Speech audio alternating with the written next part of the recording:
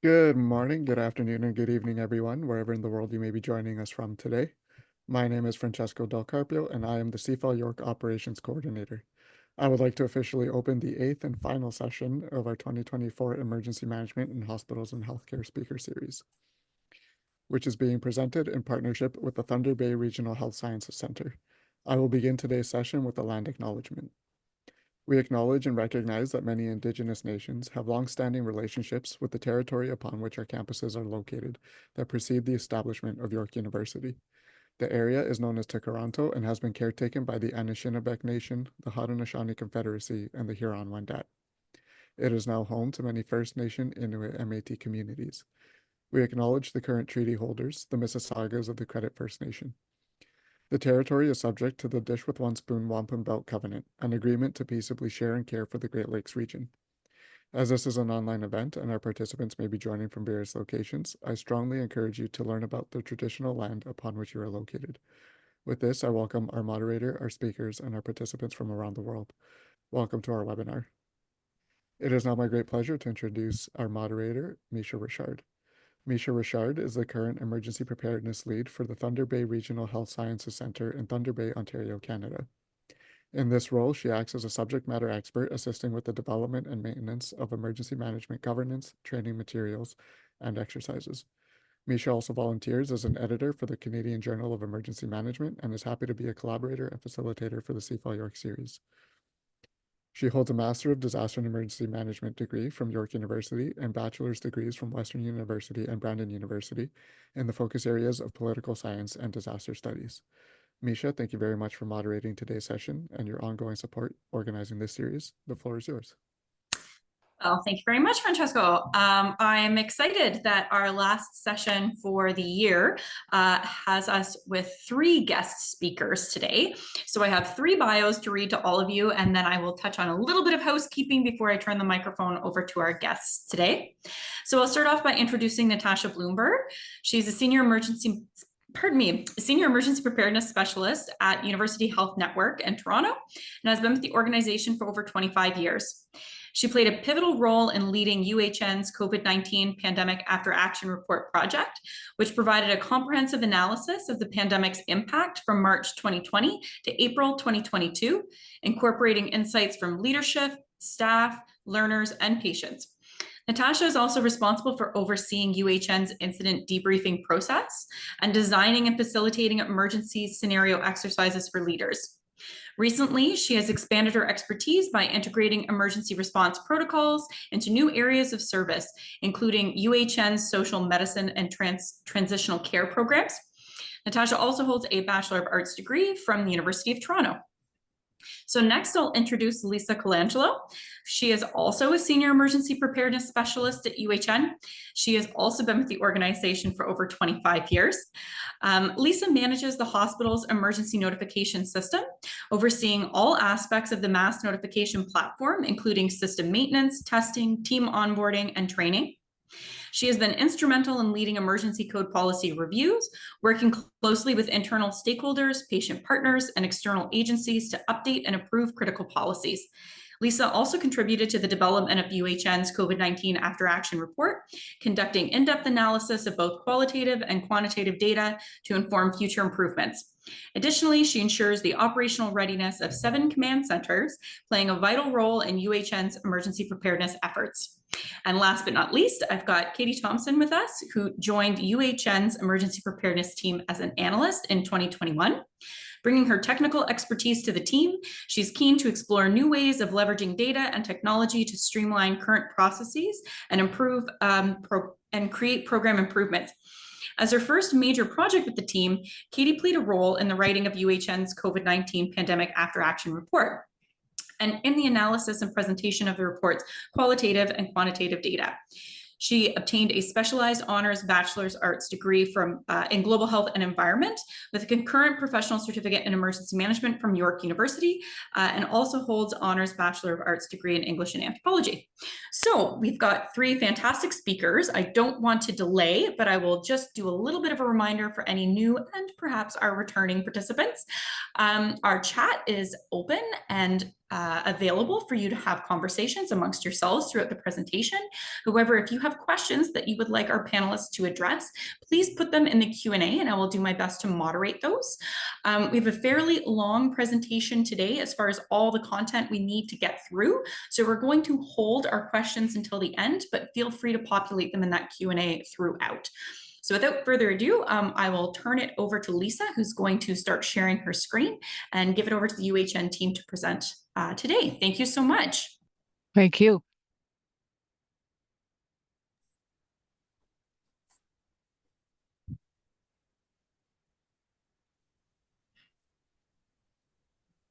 Did you want to put it on presentation, Lisa? There we go. Perfect. Thank you, Lisa. Okay, we are live. Like Misha said, I'm Natasha Bloomberg, and I want to thank you, Misha and Francesco, for inviting us today and for helping us get ready for this session. And thank you as well to CFAL York for giving healthcare emergency management professionals a forum to share our practice. I imagine a lot of us were watching the American election last night. I'm not going to say anything, but we were all up very late. I was at least. And I will now start with going through our after action report and how we created it. Doing this presentation was kind of like an after action report of the after action report because we had to go back in time. I'll start by just defining what an after action report is. It's a retrospective analysis. So after it connotes a distance from the event, giving a kind of objectivity where you can look back and reflect and engage with the people that were involved, and then to try to translate the learnings into actionable improvements. It's a very positive exercise at the end to have this product because it's a testament to what happened and what people have endured as well as looking forward. So it's an important milestone in a very long event, and especially in a global pandemic. So the next slide is, can you just move the slide? Thanks. So we were asked to do this report by our CEO, Kevin Smith, and this was our first thought was, oh my God, we have to do this report because it seemed mammoth. We were just at about June 2021. So there were so many things that had happened in that first year, culminating in the vaccine in December. So we now had vaccines, we now had all this multitude of committees, but things were beginning to recede. We were beginning to close things, and the Ontario Health was beginning. We were entering a recovery stage, but it certainly didn't feel like that. We still had lockdown. We still had schools that were online. We still had businesses closed. So the environment was very much deep into the pandemic. So that's the point at which we were asked to do this after action report. And our first thought, of course, was how can we escape? So we thought well, let's head south and get to Miami and get to a beach or something. And then we thought, wait a minute, we can't do that because the border is closed. Plus, we have kids, right? So there was no way out. We had to do this report, and we had to think where would we begin to put this report together, and also realizing what it means to an organization, what it means to be asked to do such an important task. And it really is about this transition point. So we're deep in the pandemic, but we've got to begin to come out of it psychologically. We haven't had vacation in a year and a half. People are so tired, people are burnt out. And there's a lot of talk about recognition for staff and what we've been through. The donations aren't coming in as fast as they did at the beginning. And the hero healthcare, things are beginning to kind of get really kind of our ending in terms of that euphoria. So so we really began to see this as a great privilege that we weren't farming it out to a company, but we were part of UHN, and we were going to do this justice to give this document and give a voice to our staff and leaders and patients about what we had endured. So the next slide, so that's sort of setting the scene. We're asked to do this amazing thing, and then we want to escape, but we're going to do it, and we're going to roll up our sleeves and get to work. And this is our team. So just so you can understand where we're situated in UHN. So during the pandemic, we changed report. I think Kevin Smith, our CEO, wanted to really put emergency preparedness in the nucleus of UHN. So so we're very integrated. And we have 5 full-time staff, which seems, I know probably a lot of you are thinking 5 full-time staff. Wow. And it is a lot, but wait till I get to the next slide and I show you how big we are. But we've got 2 senior specialists, we've got an analyst, we've got an admin, and we've got a part-time medical lead. So all these things link us into the organization quite securely. We've got a new manager, Elise Hussein, right now. And this is our team, and we report up into the VP of Medical Affairs, who reports up to Kevin Smith. So we're very close to the CEO, and we feel this is a reflection of how we're valued in the organization, and also high expectations that we have to live up to being part of this organization and where we're situated. So let me give you the context of where we work. So University Health Network is one of the largest teaching hospitals in Canada. We have about 10 sites, and we are located right in Toronto. So we're the biggest city in Canada. And interestingly, we're the 4th largest city in North America, and our population is about 6 million in the Greater Toronto area. So in those 10 sites, we have Toronto General, Toronto Western, Princess Margaret Cancer Center, which is right in the center down University Avenue. And then we have our rehab sites, Toronto Rehab Institute. We have the Michener Institute of Education. Just change slides. I'll just show our, and then, so we really have all the elements, research, the future in our Michener Institute. And this is the this is the composition of our staff and the kind of numbers we're talking about. So 24,000 staff and so on. So and then our patient partners group as well, and then 14,000 learners. So that's the future healthcare workers. So UHN is a very dynamic place, and it is continually expanding. So we've got more sites. We've just acquired 3 more sites, and so it's a great learning environment. And it's very integrated and keeps integrating more into the fabric of our community. So I'm just going to give you this is the final product. So it took us about a year to complete. 3 full-time employees worked on that. So there was that opening and time, which doesn't exist now, where we could focus on one project. I know that's unheard of, but this was a great luxury for us to be able to do this. It covers 2 years and the 5 big initial waves. And we we're looking at the impacts of the pandemic from 3 key perspectives. We'll describe that later, and then our 5 overarching themes, and then we settled on. We had a lot of recommendations, but we settled on 10 key recommendations. So you can see that the cover and the design of it was a reflection of our organization, our diversity, our different programs, and our individuals. So we wanted to really give it a UHN look, and we wanted the faces of UHN staff, and we call them Team UHN. So this is an overview of our process. So being asked to do this presentation, we began to conceptualize, so what did we do?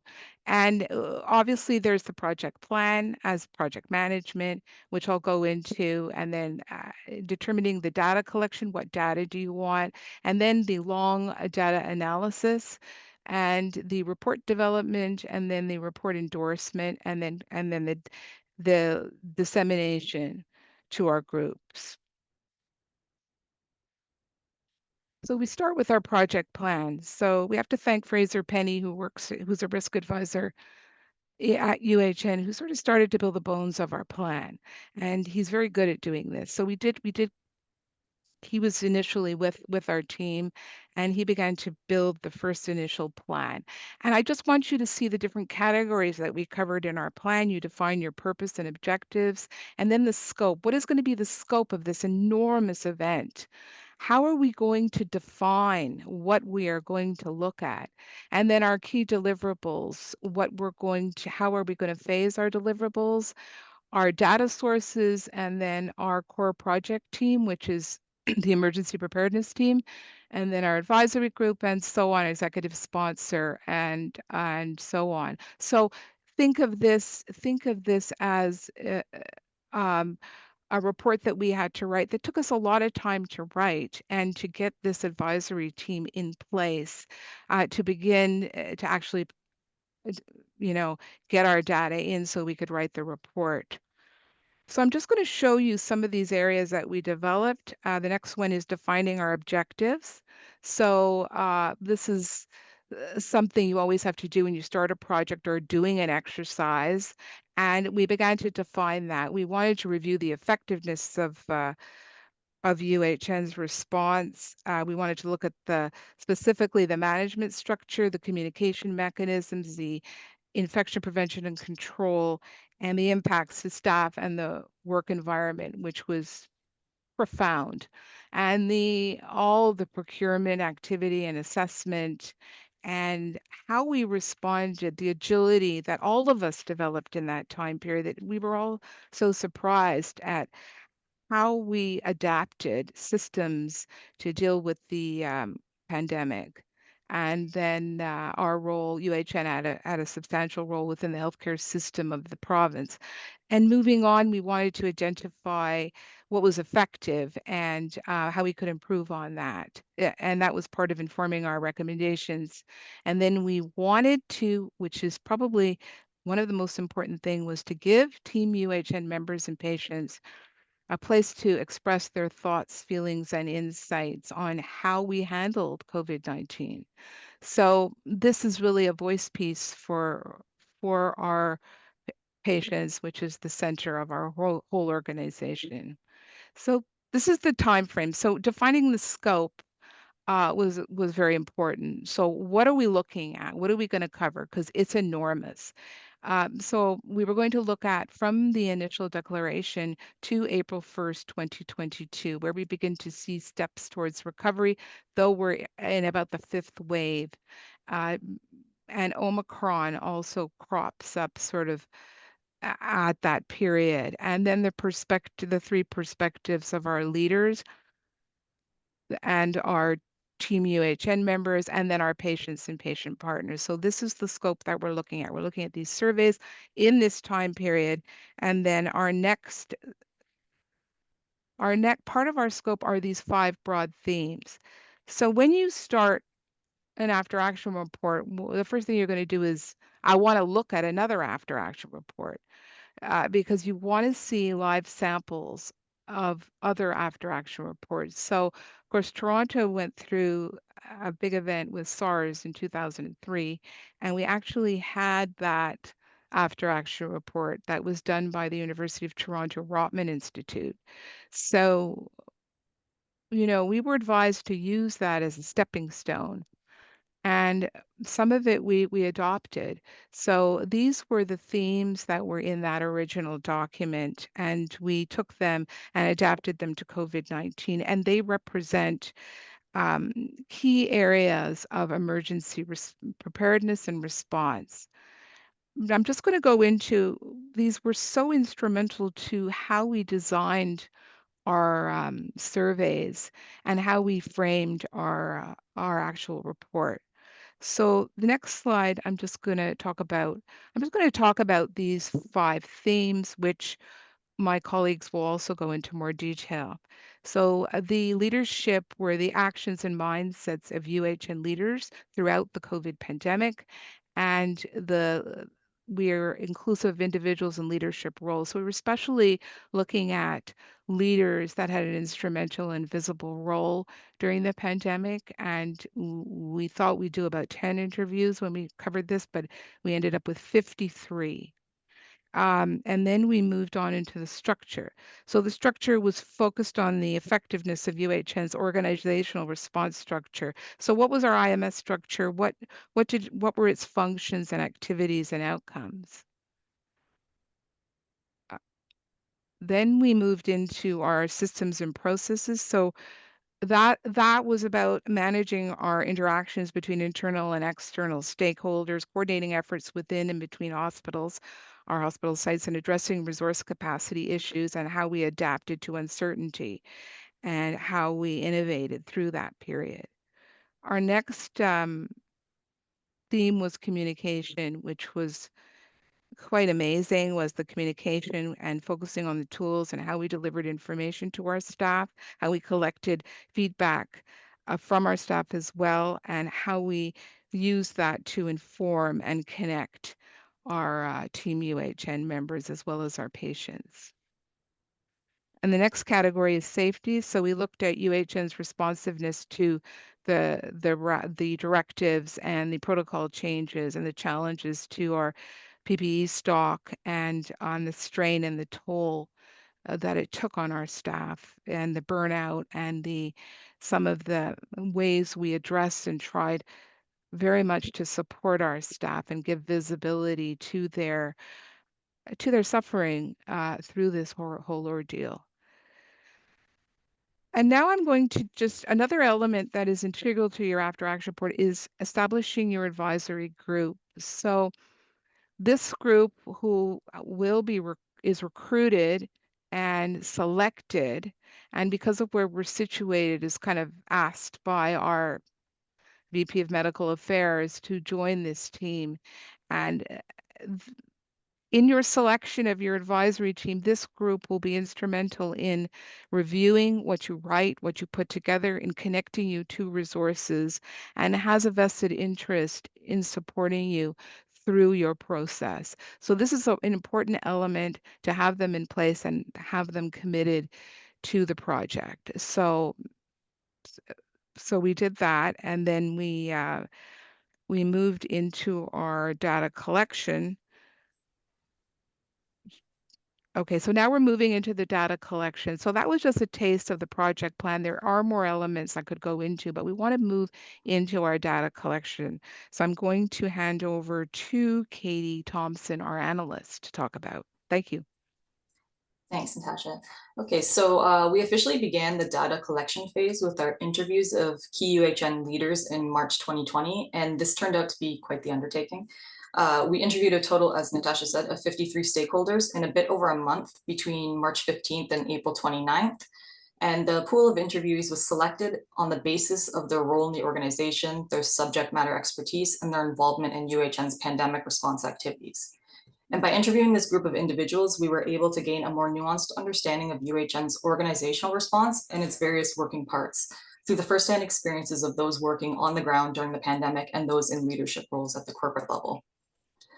The interviews were conducted one-on-one over Microsoft Teams and would be approximately an hour in length. They consisted primarily of an open dialogue guided by a standard set of interview questions. And we provided these questions to the interviewees beforehand so they could familiarize themselves with the content should they wish to do so. But due to the sensitive nature of the subject matter, we also obtained consent from the interviewees to record and transcribe the interview audio for data collection purposes before beginning. They were also informed that the recording and transcript would only be accessible to the EP team, would be used exclusively for collecting data for the after action report, and would only be retained for 1 year post-interview. Additionally, we made it clear that any direct quotes pulled from the interviews for use in the final report would be anonymized.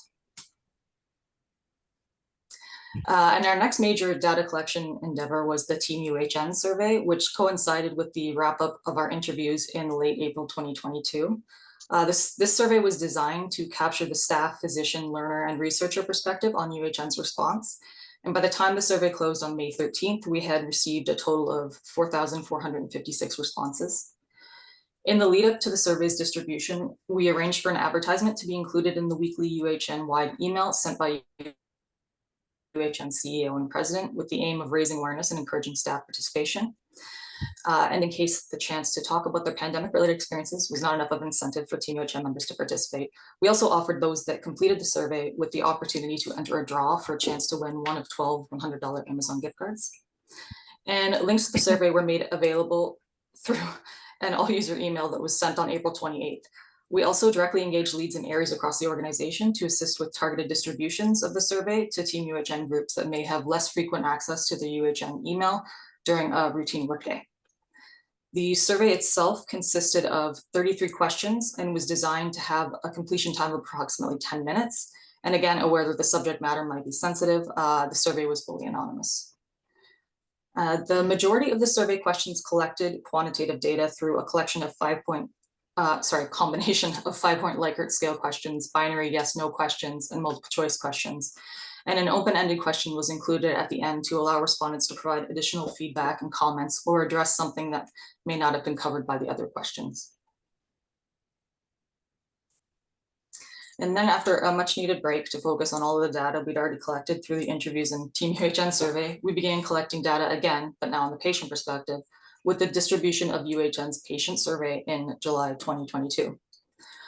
This survey was intended to capture the perspective of UHN's response as seen through the eyes of those impacted firsthand by changes to UHN's delivery of care and the accessibility of our services. By the time the survey closed on July 25th, we had received a total of 3,840 responses.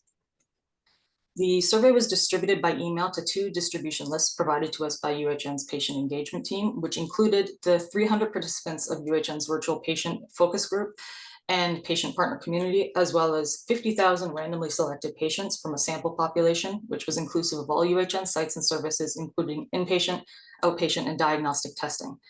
These patients had previously shared their personal email address with the organization and consented to receive communications of this type. The survey was fully anonymous and consisted of 22 questions that would take respondents approximately 10 minutes to complete. And in designing the survey and its associated communications, we consulted with UHN Privacy to obtain approval of the survey content, the standardized email communications, the method used to solicit patient engagement, and the application used to host the survey itself. Exclusion criteria was also included in the survey to ensure that we were receiving feedback relevant to the correct time frame by having respondents confirm they had access to UHN services between April 1st, 2020 and April 1st, 2022 before proceeding with the rest of the survey. And we modeled the survey off of the one for Team UHN, and it followed the same format with multiple quantitative-based questions and a single open-ended question for additional feedback or comments.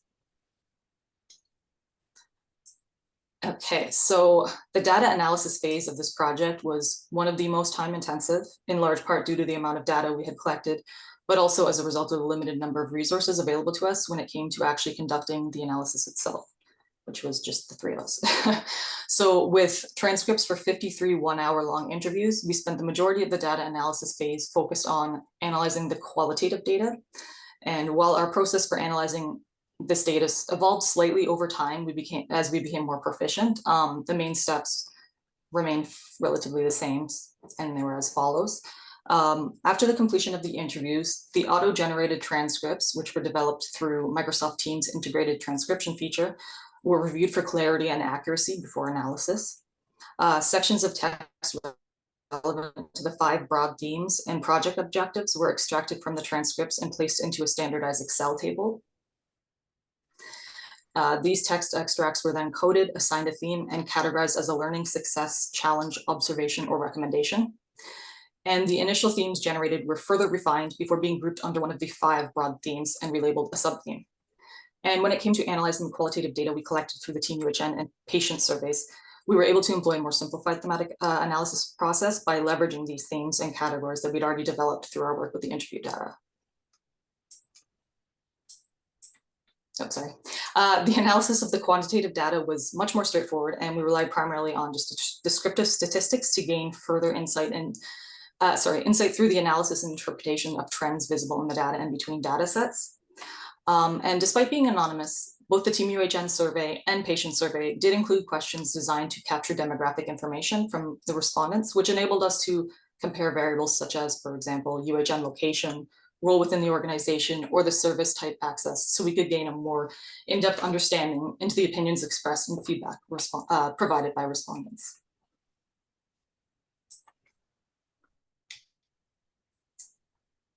Thank you. And I'm going to pass over to Lisa. Thank you, Katie. So report development was our phase 4. So after completing the data analysis, our next major step was to consolidate findings from the interviews and surveys and translate them into key learnings and actionable recommendations. So the report's table of contents illustrates just how extensive it is, covering everything from the initial pandemic impacts and up to the detailed findings for each of the 5 broad themes. With the amount of information this report contains, we felt it was extremely important to follow a consistent format and include visual aids such as consistent color themes for each theme to assist readers in navigating through the report's various sections. The appendices, which includes a detailed timeline of the pandemic, all survey and interview questions, and the data we collected, allows readers to take a more in-depth look into the process and our findings. So as we've already alluded to, the report's findings are organized around these 5 broad themes, and each theme is explored in its own dedicated section where we discuss the theme-related findings obtained through the perspectives of UHN's patients, staff, and leadership. Each section begins by defining the theme, followed by a question on the theme's effectiveness as a response component, and includes a data-derived statement with an illustrative quote from stakeholders that captures the general consensus of the feedback we received. This is also where we highlight which perspectives will be discussed in the section, as it is important to know not all of the 5 themes had theme-relevant data from each of the 3 stakeholder groups. For example, the theme structure, which focuses on the specifics of organizational response structures, was not explored in our patient and team UHN survey because we determined that these groups would have limited knowledge on the subject. So next, we provide a high-level summary of findings for each of the included perspectives, and the findings are broken down into more detail. And then the section concludes with a summary of recommendations. Okay, so to illustrate how we structured and presented our findings, here's an excerpt from the report to show you how the summary was organized for the theme systems and processes. At the beginning of each section, we pose the question, how effective was this theme? Or in the case, how effective were UHN's systems and processes? This question, while quite broad, was used to frame how we prepared our findings and as we moved through the various perspectives.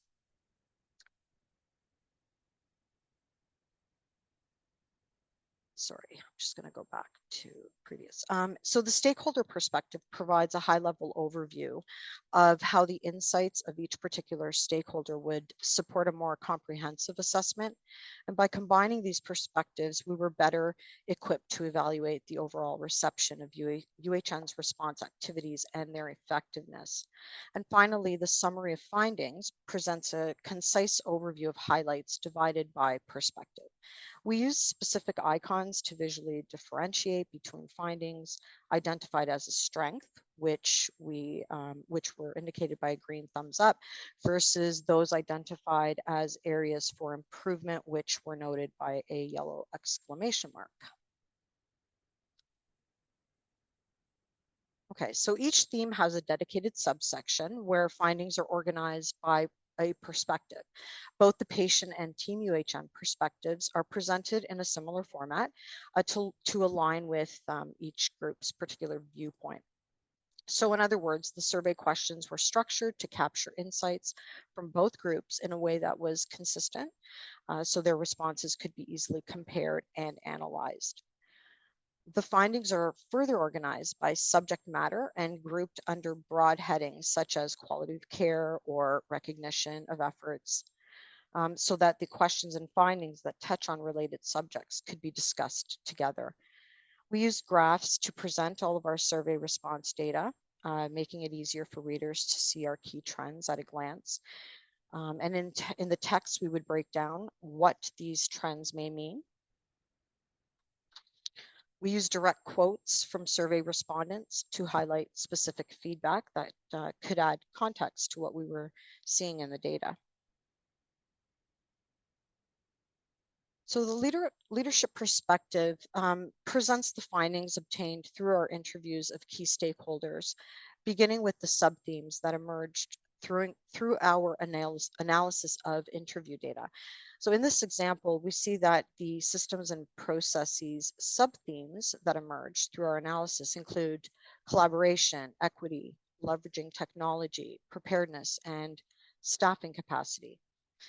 In the overview of findings section, we explore what leaders thought worked well, the lessons learned, and the areas they highlighted as needing improvement. These findings are grouped based on subject matter and summarized in an overarching statement with supporting evidence presented below. Direct quotes from the interviews were also included to provide that additional context. So each theme subsection would end with a summary of recommendations based on the challenges and areas for improvement that were identified by patients, the team UHN members, and the key leaders. And again, these challenges and areas for improvement were grouped by subject area, and the recommendations designed to address them were summarized beside them.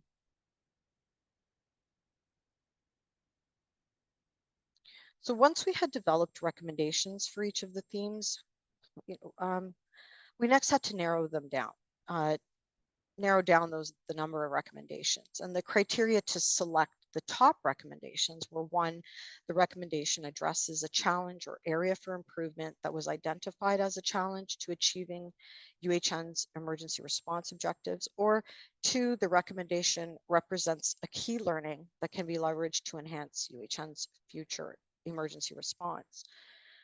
The summary of key recommendations section provides readers with a detailed breakdown of each of the top 10 recommendations, listed in order they appeared in the report, including findings that identified a specific challenge or area for improvement and the proposed actions designed to address that issue. Okay, so we're entering phase 5 of our endorsement. Completing the report felt like a massive accomplishment, but just because we had produced what we had set out to do did not mean that we were done yet. Throughout the development of this report, it went through a series of endorsements, approvals, and reviews by various groups, which focused on the report itself and the content that it contained. Once the report was complete, we needed an official endorsement by our advisory group and leadership, various leadership groups, of not only the report, but our strategy for dissemination and our strategy for actioning the recommendations. So overall, as you can see by this timeline, this process took several months to complete. And Natasha will now take over on our dissemination phase. Thanks, Lisa. Our dissemination was done by our CEO. He did it in a number of ways. We posted the report on the corporate intranet, and he did an announcement in the virtual open forum. So he did that live, and he was very happy with the report. So we didn't know how it was going to be received, but it was very positive, and it was very moving, the way it was received and acknowledged, and we felt proud, very proud as a team to have completed it. And we also we shared the report with the patient partners via our patient engagement team. So when we engaged our different groups, we always said we would share the final report with them. So we did that with the patient partners, and we also shared the link to the report through Kevin's all user weekly update. So that was the dissemination. It was internal, but obviously you know, once everybody has it, you never really know where it's going to go. But we felt that no, we were worried about it sort of going everywhere, but then our communications VP said that at the end of the day, we're a teaching hospital and we learned from this event, and everything in it is you know is relevant to our development. It's a testament to our development and forward thinking learnings from this huge event. And remember that when we were doing this, we had to be careful. We didn't want to appear tone deaf, because when you say after action report, after, when staff are still in it and still hurting and are still exhausted, haven't been on vacation for a couple of years, we were very careful to be sensitive to that. Because the timing of an after action report for a years and years long event is sometimes you don't know how it's going to be received, but it was very well received. And we received cues from our leaders as to when to launch surveys, when there was kind of a feeling of more tolerance, that to do the survey, and the way we framed it to Team UHN to do the survey with rewards, with Amazon cards and so on, was to give it a positive spin, and that we needed their voice, we needed their input, we needed to know what they had been through. So all those things, we're proud of the report, and we're really happy to show how we did it to you today. So we can now move on. The next slide, Lisa, is again our picture, and we want to really thank you.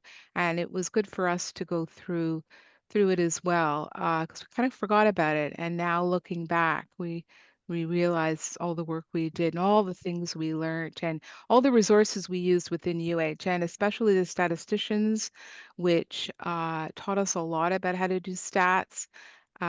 So we learned a great deal as a team and grew through this experience in terms of our skill set as an emergency preparedness team at UHN. And the environment here is very, very collaborative, and amazing minds in this organization, and everybody was very supportive to help us through and teach us a lot about how to design the surveys and analyze the data. I'm very thankful to Lisa and Katie as well, because they really worked to the bone to get all this data analyzed. We did not know, well, I didn't know much about qualitative analysis, but we were warned by our statistician. She said, this is very time consuming, but step by step, we went through this, and we got to our final product, which we're very proud of. Thank you. I very much appreciate you folks taking the time to talk about this very massive undertaking, as you've described it. We do have a couple of questions that have come through, and we do have some time to be able to address those. So I do also want to point to the audience and say, if you have questions, please put them in the Q&A while I address the first couple here. So one was asking if having this sort of report was actually a part of an established requirement. So they were curious as far as if there's a provincial requirement. I know that's not something that exists here, but they were just as curious if you already have an internal UHN policy that requires this, or was this really something that was just viewed as being, as they noted here, exemplary, emergency management or risk management or organizational management that came as that request from your CEO. So do you have a requirement internally to typically do something along this line, or was this really fresh and you didn't have anything pushing you internally to have this done? Well, we have a very rigorous debriefing sort of manual and policy that complex events are required to be debriefed, but this is beyond a debriefing. But we have quite a rigorous program where it's mandatory to debrief anything that has a lot of impact. So in that spirit, it was required, and it would have been asked, and we were amassing data thinking we would be asked. It was so beyond the parameters of a debriefing of an event. But Lisa was sort of putting together. There's a beautiful thing in the actual report where you can see on the world side all the different events, and then next to it in parallel are all the things that UHN did, and seeing them side by side is amazing, to see all the dates and how they correlate. So already we were thinking, preparing ourselves with some data, and then we were allowed. There was all this, we call it secondary data, like all the working groups and the IMS groups, which are also mentioned in the report that we were privy to. But going back to your question, were we required? I think we were, but we had never done anything on this scale before. Well, then So, sort of as a yeah, follow-up to this then yeah. was there any collaboration with other healthcare organizations, whether it's local, provincial, so on, as a part of your report process? Um, I can't say there was, but we have so many internal resources.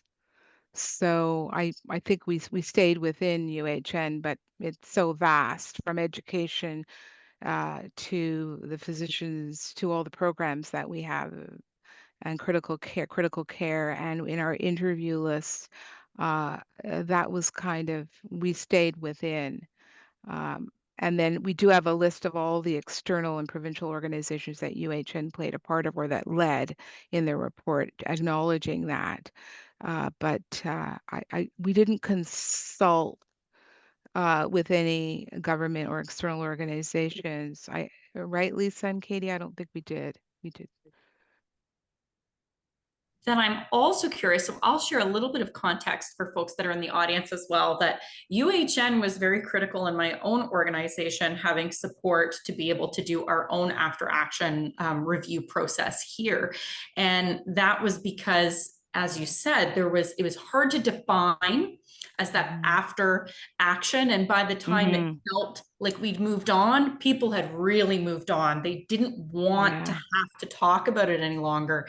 And when we were able to say to our own leadership, well, UHN's done this, really great report, as far as we're aware, it was, well, maybe we should really, get our ducks in a row and start pulling this together. But where we very much differed is the fact that you were able to actually survey a patient population. So I'm curious if you have a little bit more insight on how you were able to get sort of the approval to do that side of it versus just the staff side. Well, in the original plan, we were going to do focus groups, but our statisticians warned us. They said this is much more complex than interviews. So we thought, well, what is this organization about? It's about patients. So we just asked the question. We just asked patient experience. Can we send a survey to patients? And they said yes. We were shocked. They said that in the virtual care, people had given their emails and had consented to receive questionnaires. So we just hit the gold. And we went, oh, can we have all those emails? And they went, yeah. So that was something we didn't anticipate. And then we brought it to the VP and we said, how can you have a after action report without the patient perspective? So why don't we not do the focus groups and do the patient perspectives, because that's what our mission is about. And he said, absolutely. So we got the green light, and then we had this patient experience support that was unbelievable in helping us step by step with getting those emails out. And when we sent the email, we had all these problems, and then Katie had to learn RedCap with all these researchers. Like, we entered this whole other universe of researchers, and they were amazing and taught us how to use RedCap. So we couldn't use SurveyMonkey; it's not allowed. And they gave us so much support so we could launch those surveys. And then we had all kinds of problems, technical problems, and delays, and explosions, and all kinds of things. But eventually, we did get it out to thousands of patients. And sometimes there was patients that received the email. We had to send it out from our emails because of the volume. So people got one from Natasha Bloomberg or Katie Thomson, and people from my past came up and said, "Oh, hi, Natasha, you remember me?" So that was kind of funny. But we also hit some patients or essential care partners who had passed away and had received this report and were kind of angry about receiving a survey. Well, I'm not going to fill this. So we hit that, and patient experience. We gathered any of the more sensitive responses to the survey, and we were patient experience. Each one we gave a personal note to about what it was for, what we had done, and how sorry we were that we sent that out. So um, that was a great opportunity that we had to get that patient viewpoint. And some of the stuff they told us, there's a lot of quotes in the report, and it's the voice of any from our surgeons to our RNs to our transportation staff to our patients. So all their voices, you can kind of hear them through the report, which are quite moving. Thank you for Yeah. sharing that. I think it goes You're back to welcome. the if you don't ask, you won't know. So the Yes. starting point Yeah. is ask.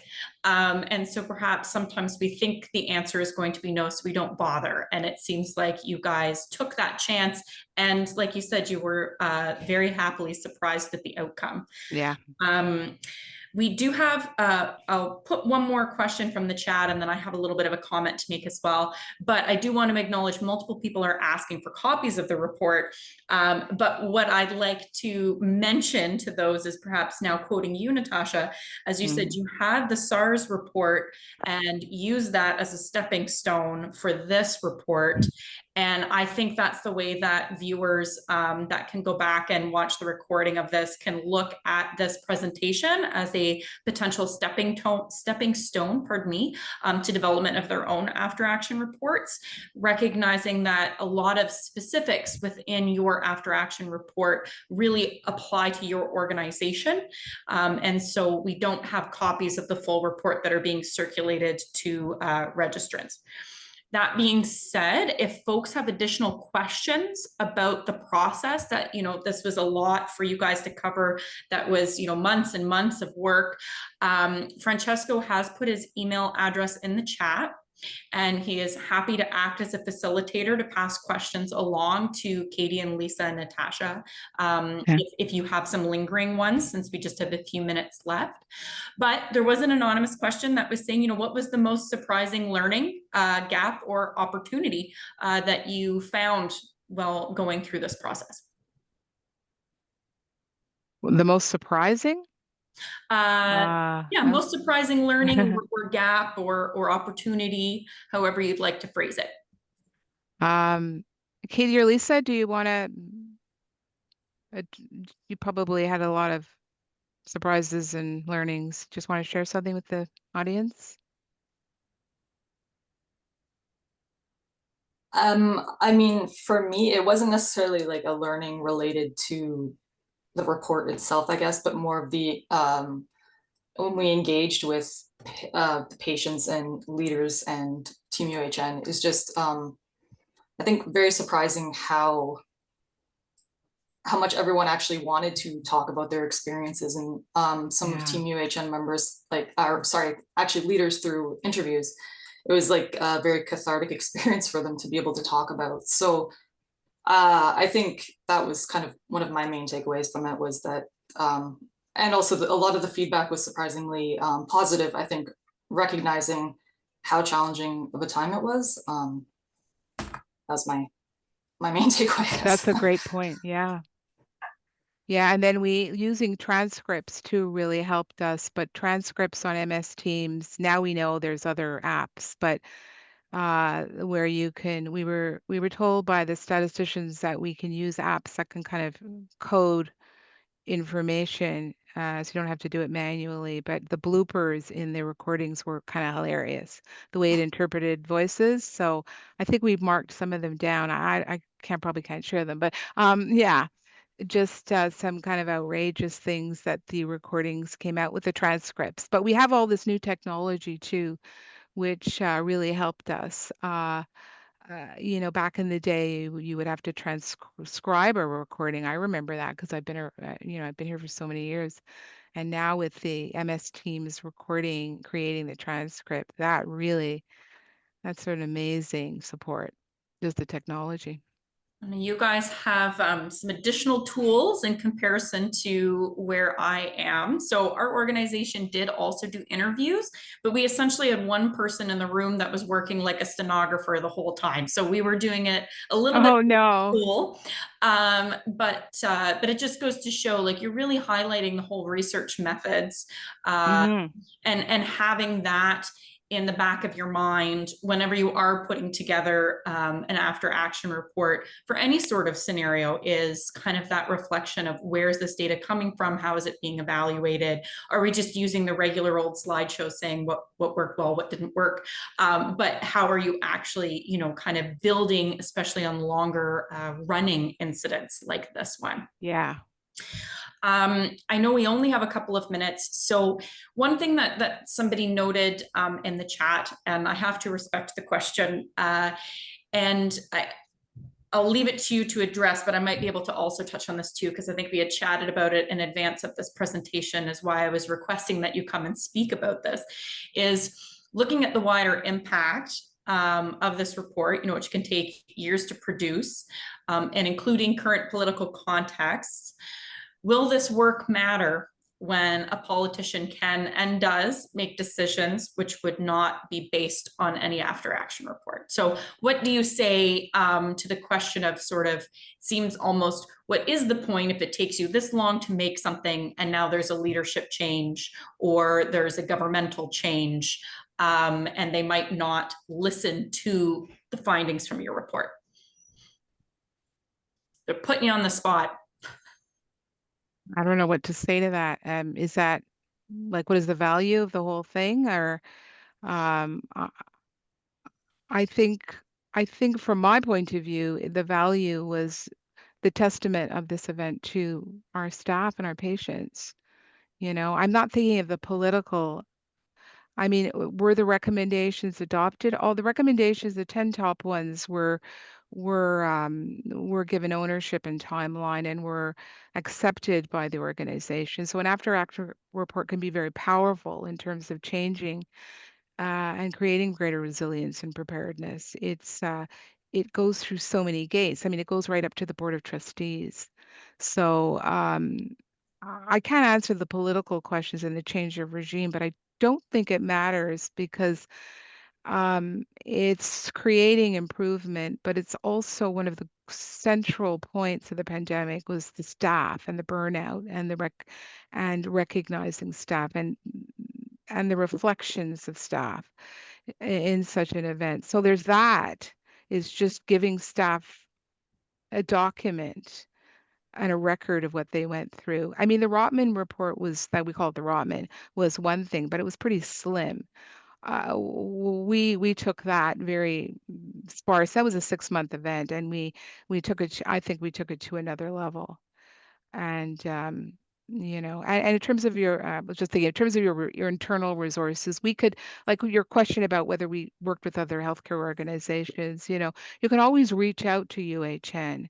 And if you need resources, or you want to speak to our statisticians, or you want to speak to us, you know, in the spirit of innovation and teaching, we're here. And this is a very valuable community. All of us are in this. And so whether you're in Ontario or across Canada, you know, UHN is here to learn and to share. So, you know, we're open if you want to, through Francesco, of course. We can help with that. I really appreciate you summing it up that way, because part of it really is for internal validation, which I think sometimes we forget about that.